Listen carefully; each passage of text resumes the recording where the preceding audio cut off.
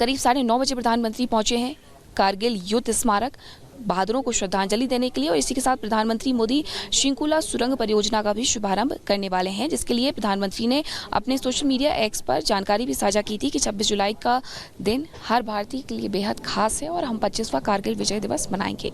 ये उन सभी को श्रद्धांजलि देने का दिन है जो हमारे राष्ट्र की रक्षा करते हैं, और कारगिल युद्ध स्मारक पर जाऊंगा, हमारे बहादुर नायकों को श्रद्धांजलि अर्पित करूंगा।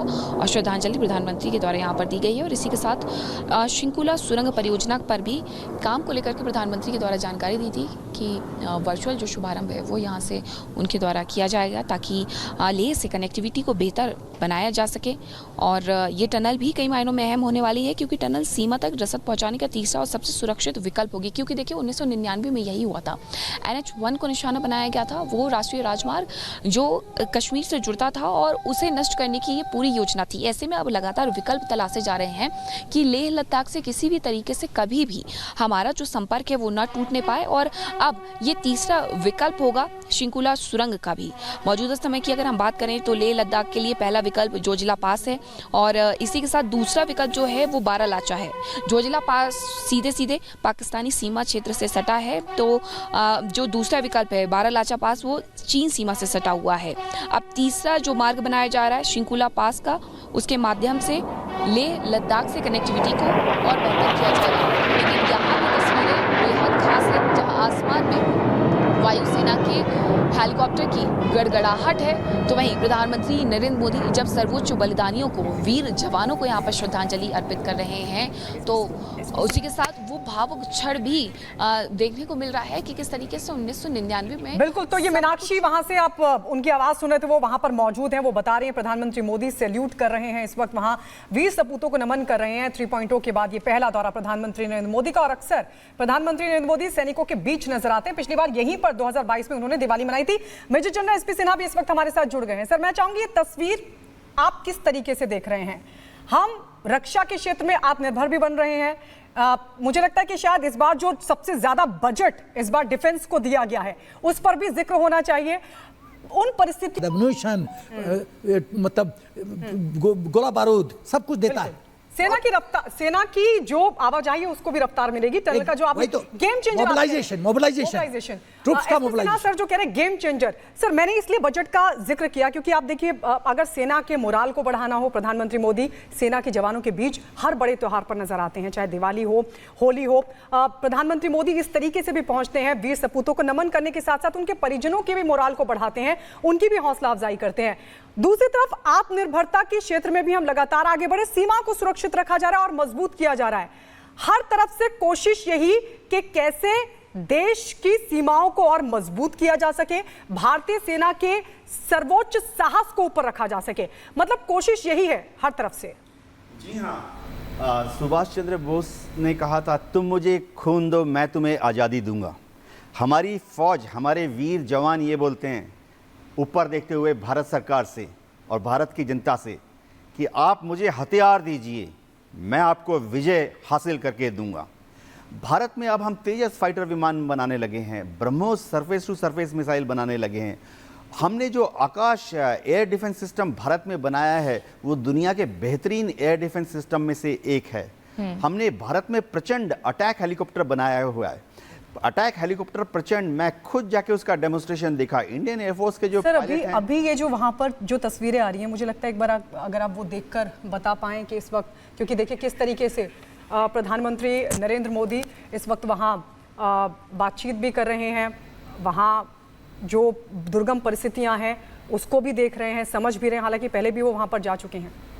जी हाँ, हमने देखा कि मोदी जी गए, उन्होंने सफ़ेद रंग के श्रद्धा सुमन देश के वीर शहीदों को अर्पित किए। सफ़ेद रंग की एक भावना क्या है? भावना ये है कि मैं तुम्हें याद करता हूँ, तुम्हारी मधुर स्मृति पूरे देश को याद है, देश कभी तुम्हारे परिवार को भूलेगा नहीं। जो शहीद होता है उसको सिर्फ एक ही चीज जरूरत पड़ती है कि जिस दिन वो और शहीद हो ये जो जाएगा। तस्वीर है सर, ये जो तस्वीर है, ये सभी शहीदों के मुझे लगता है शायद नाम उकेरे गए हैं वहां पर। जी हाँ, आप जो सुनहरे पीछे शब्दों में। प्लेकार्ड्स लगे हैं, स्टोन्स लगे हैं, हर शहीद का नाम वहाँ लिखा हुआ है, उसकी पलटन का नाम लिखा हुआ है। आप देखेंगे कि मोदी जी जाकर वहाँ पर जो वीर सोल्जर्स एंड ऑफिसर्स जिन्होंने पार्टिसिपेट किया था वह उनसे मिल रहे हैं, और आप देखेंगे कितने श्रद्धा भाव से, समर्पित भाव से वो एक वहाँ पर हाथ जोड़कर उन लोगों को याद कर रहे हैं जिन्होंने 527, एयरफोर्स के भी उनमें से 6 थे, 527 उन जवानों को और अफसरों को याद कर रहे हैं जिन्होंने देश के लिए अपने प्राणों को न्यौछावर किया। मोदी जी बिल्कुल जी सर, यहाँ पर क्या है, पूरे देश जो है वो इस समारोह को देख रहा है और एसपी सिन्हा सर हैं, वो भी कुछ बोलना चाहते हैं। लेकिन सर, ये जो समारोह है इस समय मुझे लगता है कि पाकिस्तान भी इस समारोह को देख रहा होगा और याद कर रहा होगा कि किस तरीके से हार का सामना उस समय पाकिस्तान को करना पड़ा था और उसने अपने सैनिकों के शव ले जाने से भी मना कर दिया था। एसपी सिन्हा सर, एकदम जो देश अपने सैनिकों का बलिदान सम्मान नहीं करना चाहता, नहीं कर सकता, धिक्कार है ऐसे देश को। इन लोगों ने क्या कहा था कि पाकिस्तान रेगुलर तो है नहीं, और एक मैं लेफ्टिनेंट पाकिस्तान के लेफ्टिनेंट जनरल शहबाज को कोट करूंगा, उसने कहा कि हमारे रेगुलर ट्रूप्स थे, खाली ये दिखाने के लिए, अपने आप को बचाने के लिए कि रेगुलर ट्रूप्स थे ही नहीं, पाकिस्तान आर्मी का हाथ नहीं, मुशर्रफ का हाथ नहीं है, उन्होंने रिफ्यूज़ कर दिया कि हमारे बंदे तो है नहीं। ऐसा डिसग्रेसफुल देश जो सेना का सम्मान नहीं कर सकता है, they don't deserve to exist on this mother earth. पहली बात। दूसरी बात, जो मोदी जी इस तरह से विजिट करते हैं इसके कई माने हैं। इसको खाली एक नॉर्मल विजिट मत देखिए, अंतर्राष्ट्रीय स्तर पर संदेश जा रहा है, दुश्मनों को संदेश जा रहा है, सेना को संदेश जा रहा है, देश को संदेश जा रहा है, सेना का मोराल अप हो रहा है। और सबसे बड़ी बात जो यह है कि जो कॉन्फिडेंस सेना का प्रधानमंत्री में बन रहा है, कॉन्फिडेंस, ये बहुत बड़ी बात है। जब आपको पता है कि आप कुछ भी टैक्टिकल ऑपरेशन करेंगे, आपके पीछे प्रधानमंत्री का आशीर्वाद है, तो साहस बढ़ता है। एक और बात, जितना सेना बलिदान करती है, हम सेना में हम लोग की भावना है। देखिए, आप यदि इनकम की बात करें, पैसे की बात करें, तो आप दुकान खोल दीजिए बिहार में, ठीक है, पान का दुकान ज़्यादा के बस 30 सेकेंड। सवाल है क्यों फौज में लोग आते हैं? भारत माता की सेवा करने के लिए। तो जब इतना बलिदान करते हैं, लीस्ट वी एक्सपेक्ट कि हमारी बलिदान का सम्मान तो करो, वही प्रधानमंत्री जी कर। बिल्कुल। और यूके देवनाथ जी, आपसे ये भी सवाल लेना चाहेंगे कि जब हम याद करते हैं उन 527 शहीदों को, किस तरीके से उन्होंने अपने प्राणों की आहुति दे दी, उनका नाम भी किस तरीके से उकेरा गया है, पीएम मोदी वो देख रहे थे, इन तस्वीरों में हमने देखा।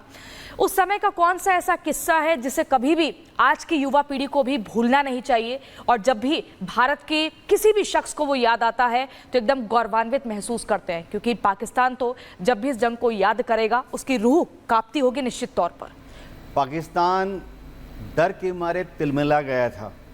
उनको सबसे बड़ा डर ये था कि भारत की फौज जिस जोश खरोश से उनको हमला कर रही है, अगर 26 जुलाई को युद्ध विराम नहीं किया तो शायद हमारी फौज कारगिल की चोटियों को क्रॉस करके पीओके में घुस जाती।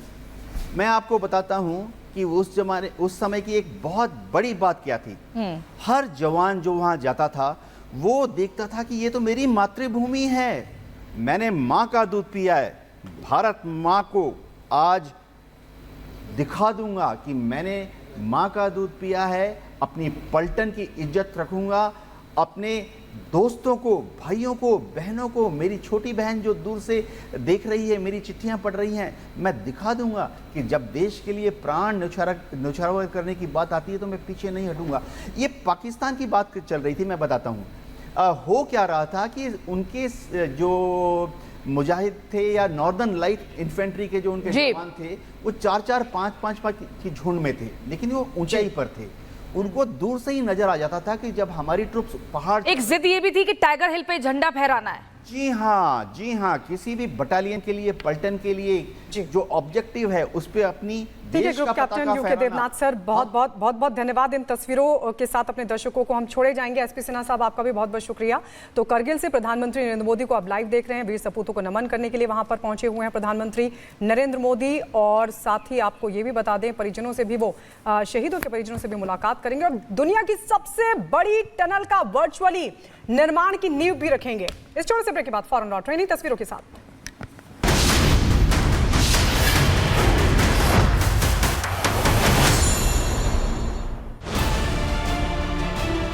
चैनल रिपब्लिक मीडिया से मुकाबला नहीं कर सकते। उन लोगों ने परमवीर और वाजे के साथ हाथ मिलाकर हमें चोर कहा। आज वो मीडिया वाले क्या कहेंगे? आज वो कहेंगे कि सब में सबसे बड़े साथी वो थे कि नहीं थे?